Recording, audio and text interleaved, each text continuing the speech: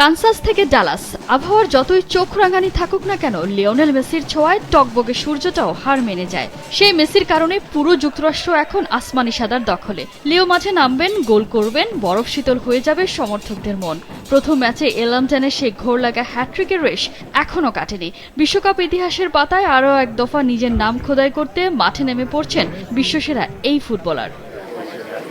বর্তমান চ্যাম্পিয়নদের এবারের প্রতিপক্ষ র্যাঙ্কিংয়ের ২১ নম্বর দল অস্ট্রিয়া। খর্বশক্তি শোনালেও দলটা ইউরোপিয়ান, সমীহ করার জন্য এটাই যথেষ্ট।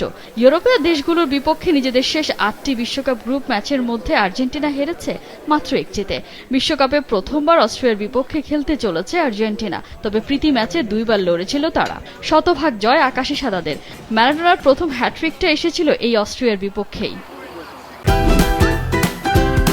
Optical brighter photo catalyst active granule সমৃদ্ধ বসুন্ধরা পাওয়ার ওয়াশ, ঝলমলে কাপড়ে ফুরফুরে মন। সেই স্মৃতি ফেরাতে স্পটলাইট থাকছে এলামটানের উপর।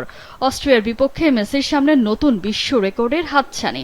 মাত্র একটা গোল করলেই লিও ছাড়িয়ে যাবেন ক্লোজাকে, এগিয়ে যাবেন ফ্রেঞ্চ কিংবদন্তি জা ফন্টেইনের রেকর্ড ভাঙার পথে। নকআউটের টিকিট নিশ্চিত করার ম্যাচের আগে রুদ্ধদ্বার অনুশীলন করেছে আর্জেন্টিনা।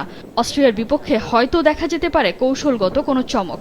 বদলিনামা আলভারেজকে দেখা যেতে পারে শুরুর একাদশে। রক্ষণে ক্রিস্টিয়ান রোমেরো, লিসান্দ্রো মার্টিনেজ ও ফাকুন্দো মেদিনা।